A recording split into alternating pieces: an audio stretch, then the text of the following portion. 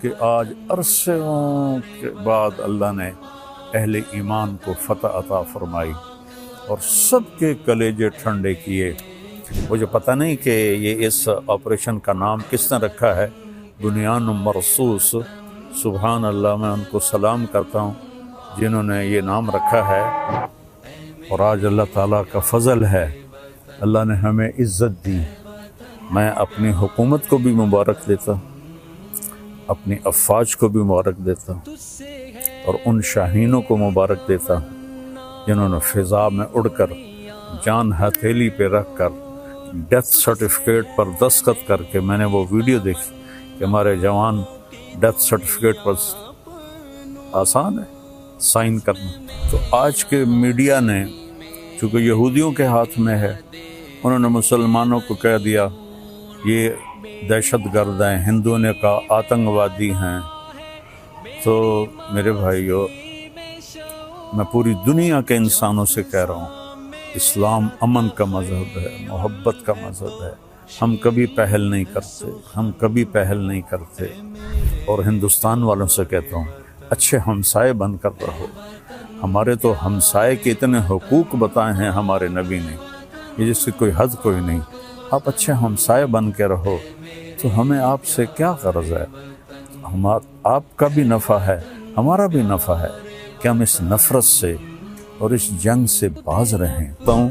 جس نے اس آپریشن کا نام رکھا ہے بنیان مرصوص۔ اور اس کے بعد میں عرض کرتا ہوں حکمرانوں سے جو اس وقت ہیں، جو اقتدار میں ہیں، طاقت میں ہیں، پورے قوم کو بنیان مرصوص بنا دیں، اور یہ جو سیاسی اختلاف ہیں اس کو دشمنی تک نہ لے جائیں۔ لوگوں کو آزادی دیں کہ آزادی سے وہ سیاست کر سکیں، تو ہم پھلیں گے پھولیں گے۔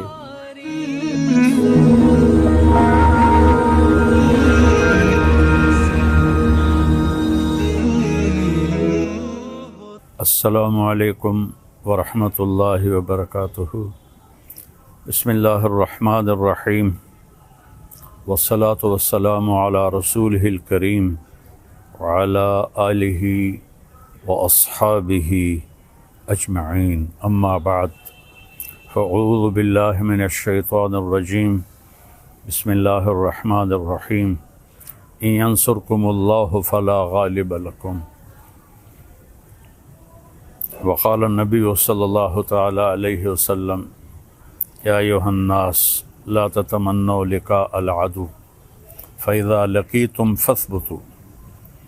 میرے محترم پاکستانی بہن بھائیوں اور پوری دنیا کے اہل اسلام جو مدتوں سے آگ و خون میں جل رہے تھے، اللہ نے ایک معجزہ دکھایا، اور اپنے سے 10 گنا بڑے دشمن کو اللہ تعالیٰ نے خاک میں ملا دیا، اور ان کے غرور کو زمین میں دفن کر دیا، اور اللہ تعالیٰ نے اپنے بندے کی مدد فرمائی۔ اسلام ہمیں کبھی بھی پہل کا نہیں کہتا، ہم ملک کے لیے نہیں لڑتے، ہم اسلام کو پھیلانے کے لیے نکلتے ہیں، یا ہمارے اوپر کوئی حملہ کرے ہم اس کا دفاع کرتے ہیں۔ اسلام امن کا مذہب ہے، بھائی چارے کا مذہب ہے۔ میں صرف مولانا نہیں ہوں، اس سے زیادہ میں نے ہسٹری کو پڑھا ہے، لہذا میرے سامنے ایسے شیشے کی طرح ہسٹری ہے کہ ہندو آپس میں کتنا لڑے مہاراجے، اور کیسے انہوں نے ایک دوسرے کو گاجر مولی کی طرح کاٹا، اور مراٹھوں نے ہندو مسلم کی تفریق کے بغیر کس طرح خون کی ندیاں بہائیں، اشوک نے کس طرح لاشوں کے انبار لگا دیے تھے۔ اور میں اپنے نبی پہ قربان جاؤں، جب انہوں نے مکہ فتح کیا، 18 برس کی دشمنی تھی کہ ہم نے محمد بن عبداللہ کو قتل کرنا ہے۔ یہ وہ لوگ نہیں تھے جو صرف سیاسی اختلاف تھا یا چھوٹی موٹی کوئی دشمنی تھی، اس درجے کی دشمنی تھی کہ اس کو قتل کرنا ہے۔ جب میرے نبی فاتحانہ مکہ میں داخل ہوئے تو آپ ایسے نہیں بیٹھے تھے اونٹنی پر، آپ اس طرح سر جھکا کے بیٹھے تھے۔ آپ کے پیچھے حضرت اسامہ بن زید بیٹھے تھے، آپ کی لیفٹ سائڈ پر حضرت ابو بکر رضی اللہ تعالی عنہ کی اونٹنی تھی، اور آپ کے لیفٹ پر حضرت اسید بن حضیر رضی اللہ تعالیٰ عنہ تھے، اور حضرت عمر رضی اللہ عنہ صفوں کو سیدھا کرتے ہوئے چل رہے تھے۔ اور میرے لوگ جب داخل ہوتے ہیں تو فاتحانہ تو ایسے داخل ہوتے ہیں اور کہتے ہیں گاجر مولی کی طرح کاٹ دو، نہ بچہ چھوڑو نہ بڑا چھوڑو۔ میرے نبی ایسے داخل ہوئے تھے، کجاوا جو ہوتا ہے نا اس کے اوپر آپ کی ٹھوڑی لگی ہوئی تھی، اور آپ کہہ رہے تھے لا الہ الا اللہ وحدہ، وہی ہے ایک اکیلا اللہ جس کا کوئی شریک نہیں، نصر عبدہ، اس نے اپنے بندے کی مدد کی، انجز وعدہ، اس نے اپنے وعدے کو پورا کیا، وہزم الاحزاب وحدہ، اور اس نے لشکروں کو شکست دی۔ اب سارا مکہ حرم شریف میں جمع ہے، اور آپ بیت اللہ کے دروازے پر اس طرح دونوں چوکٹوں کو پکڑ کر کھڑے ہوئے ہیں اور فرما رہے ہیں اب میں کیا کروں گا تمہارے ساتھ۔ خود قرآن کہتا ہے ان الملوک اذا دخلوا قریۃ افسدوها وجعلوا اعزۃ اہلها اذلۃ وکذلک یفعلون۔ بادشاہ جب ملک فتح کرتے ہیں عزت داروں کو ذلیل کر دیتے ہیں اور تباہ و برباد کر دیتے ہیں، لاشوں کے ڈھیر لگا دیتے ہیں۔ تو آج سارا مکہ انتظار کر رہا تھا کہ اب محمد کی تلوار چلے گی صلی اللہ علیہ وسلم۔ آپ نے فرمایا میں کیا کرنے والا ہوں تمہارے ساتھ؟ تو سہیل بن عمرو ابھی مسلمان نہیں ہوئے، قریشی سردار ہیں، کہتے ہیں آپ بڑے سخی ہیں، سخی کے بیٹے ہیں، سخاوت کی امید ہے۔ تو آپ نے فرمایا جاؤ، جیسے یوسف علیہ السلام نے اپنے بھائیوں سے کہا تھا کہ تم آزاد ہو، تم پر کوئی جرم نہیں، میں تمہیں کہتا ہوں جاؤ تم آزاد ہو، تم پر کوئی جرم نہیں۔ سارا مکہ مسلمان ہو گیا آپ کی اس فیاضی پر، چونکہ یہ تاریخ میں ایسا کبھی ہوتا نہیں ہے۔ پھر آگے میں 2-3 واقعات سناؤں گا جس سے اسلام کا مزاج آپ کے سامنے آئے گا۔ دمشق پہ حملہ ہو رہا تھا جو شام کا کیپٹل تھا، اور جو رومن امپائر تھی اس کے 2 کیپٹل تھے، گرمیوں میں استنبول اور سردیوں میں انطاکیہ جو آج ترکی میں ہے، یہ اس وقت شام میں تھا۔ تو 2 طرف سے حملہ صحابہ نے کیا، ایک طرف سے خالد بن ولید، دوسری طرف سے ابو عبیدہ بن جراح رضی اللہ تعالیٰ عنہ۔ خالد بن ولید فتح کرتے کرتے کرتے ایک بہت بڑا گرجا تھا، اس کے آدھے تک پہنچ گئے تھے کہ ادھر سے ابو عبیدہ ایک دم آئے اور کہا تم تلوار چلا رہے ہو، میں نے تو ان کی صلح کی اپیل منظور کر رہی ہے۔ تو خالد بن ولید کو غصہ آ گیا، میں امیر ہوں، میری اجازت کے بغیر تم نے ان سے صلح کیوں کی ہے؟ کہ بس میں نے کر دی ہے، تمہیں نبھانا ہے۔ تو اب بتاؤ جو آدھا شہر فتح کر چکا ہو اور مال غنیمت اور کیا کچھ ہو، اور باقی آدھا بھی فتح ہو گیا، لیکن ایک آدمی نے کہا میں نے صلح کی اپیل منظور کر لی ہے، خالد نے تلوار نیچے کر لی، آدھا گرجا توڑ کے مسجد بنایا گیا اور آدھا گرجا رہا، اس کو جو توڑا تھا ایک طرف سے اسے مسلمانوں نے ٹھیک کر کے ان کو بنا کے دے دیا۔ پھر ولید ابن عبد الملک کے زمانے میں کوئی 60-70 سال بعد اس نے عیسائیوں سے وہ گرجا خریدا منہ مانگے بول پر، اور وہ مسجد بنائی جو آج دمشق میں ہے۔ اور جو قیدی پکڑے گئے اس میں پتہ چلا کہ رومن امپائر کے بادشاہ کی بیٹی بھی قید ہے، چونکہ اس کا جو خامن تھا وہ دمشق کا گورنر تھا، اس کا نام تھا توما۔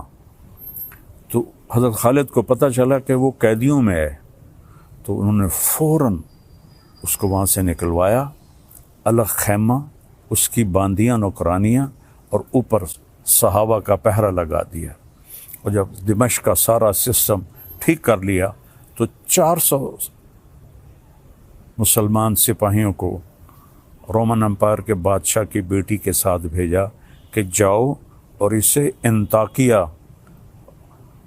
کیسر کے پاس پہنچا کے آؤ۔ اس وقت کا رومن بادشاہ کیسر تھا، ہرقل جس کو آپ ہرکلیس کہتے ہیں، ہرقل نام تھا۔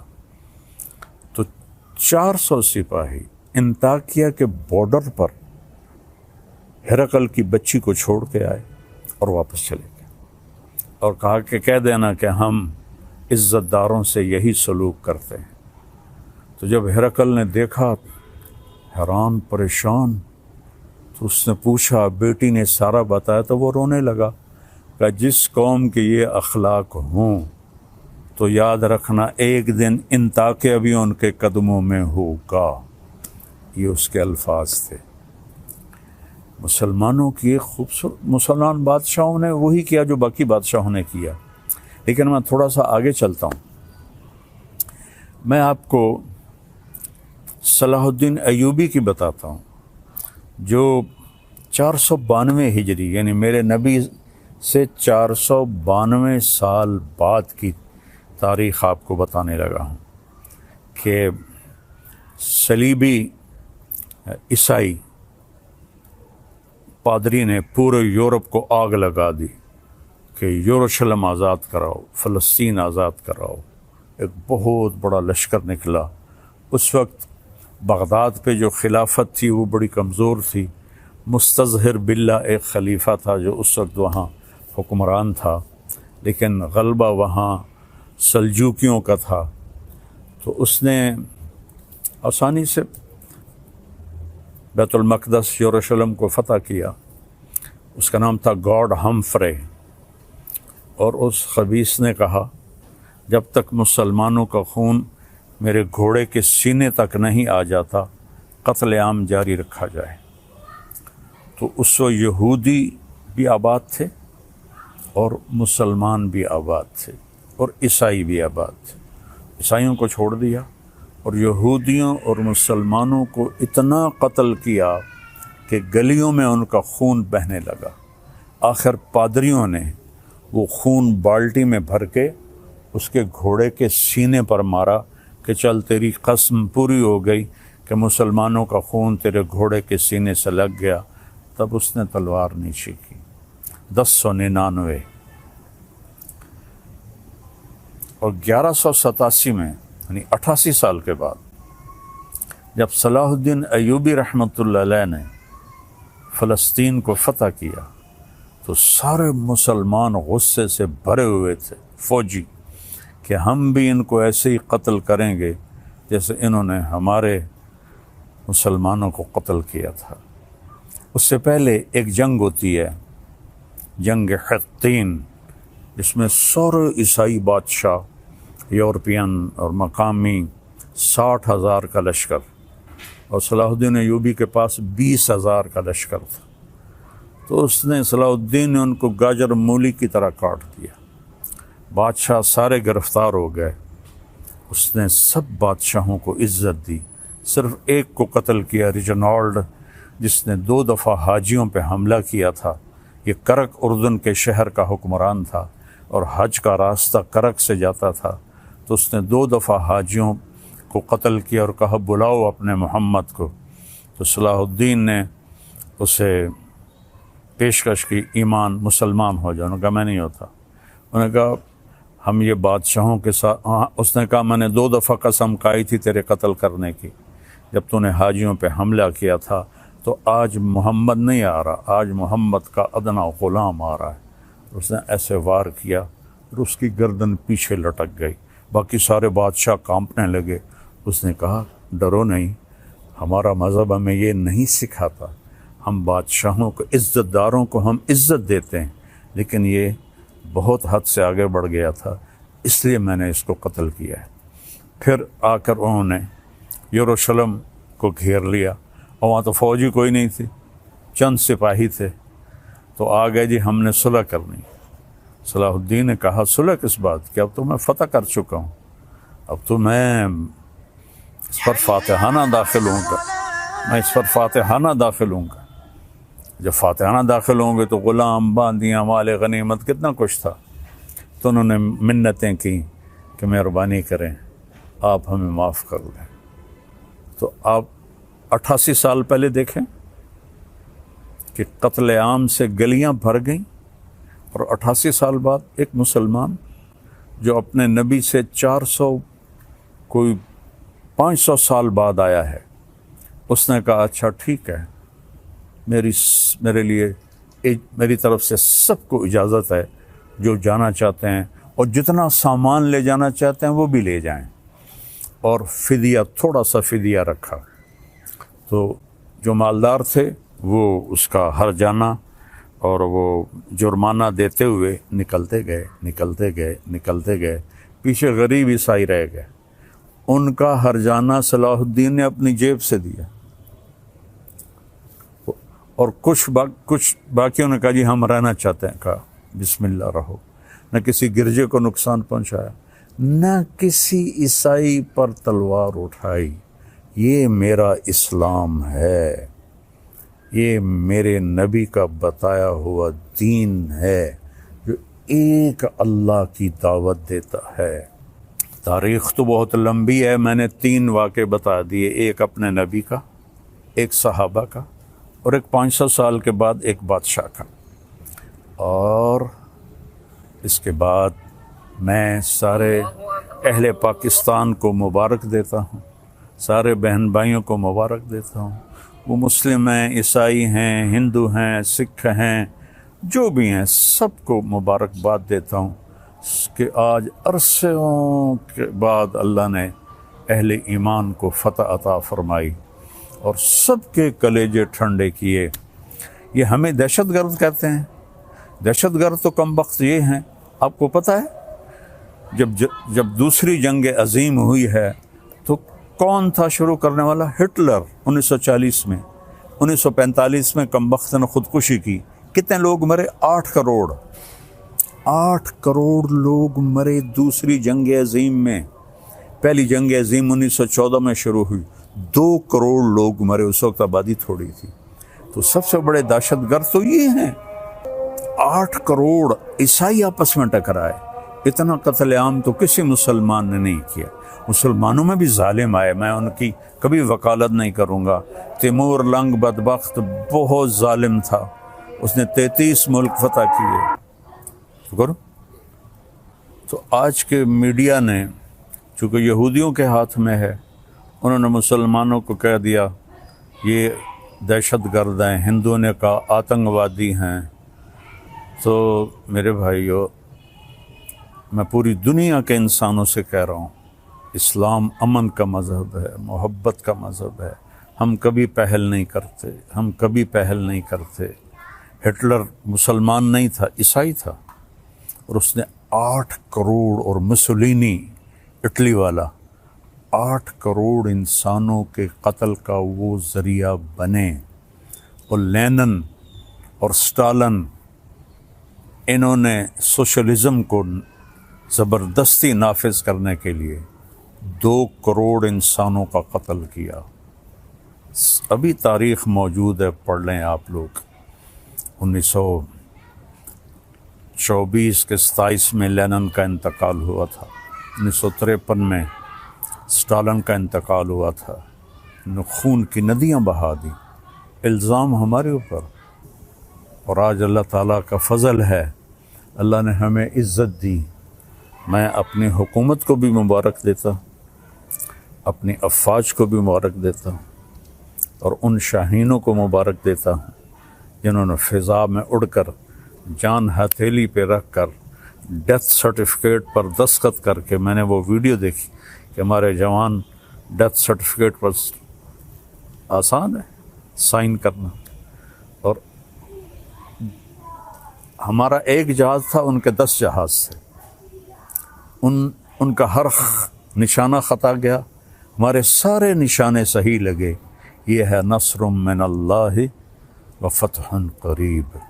تو میری افواج پاکستان، ان کے سربراہان، ان کے سپاہی سے لے کر اور رینجر سے لے کر تمام کو، یہ میرے ہاتھ اٹھے ہوئے ہیں، اللہ آپ کو سلامت رکھے اور اللہ اس ملک کو سلامت رکھے اور اس میں امن قائم ہو، اس میں مذہبی اختلاف ختم ہو۔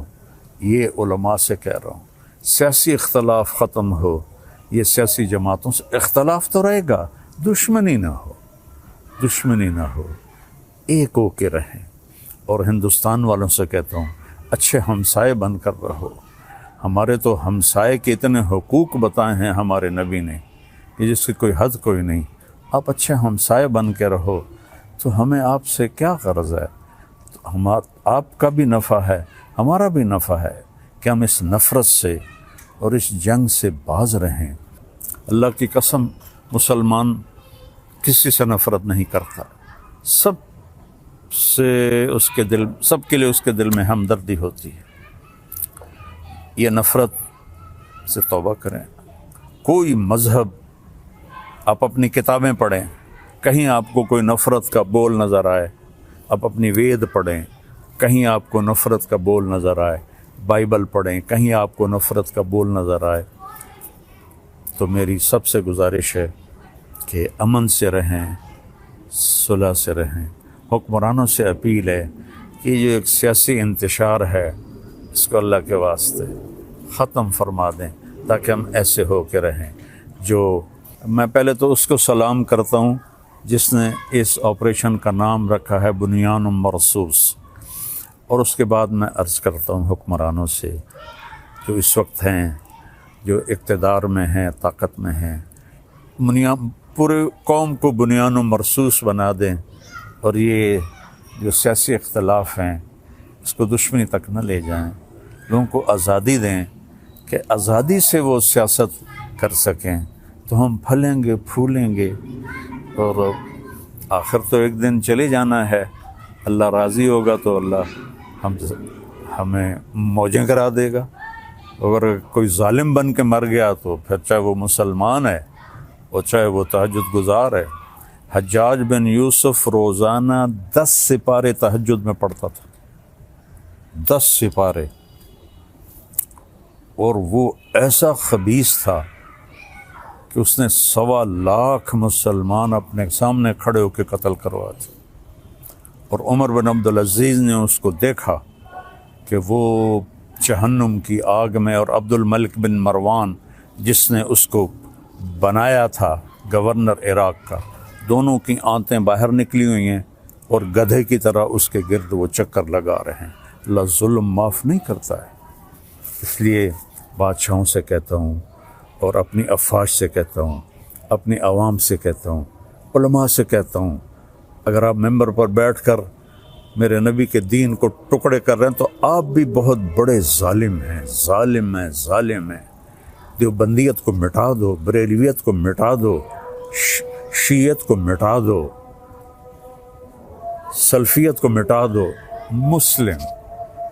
میں مسلم، ہاں میں اہل سنت والجماعت ہوں، میں امام ابو حنیفہ کے فتووں پہ عمل کرتا ہوں، لیکن میں باقی سب کے لیے ایسے جھولی پھیلا کے دعا کرتا ہوں۔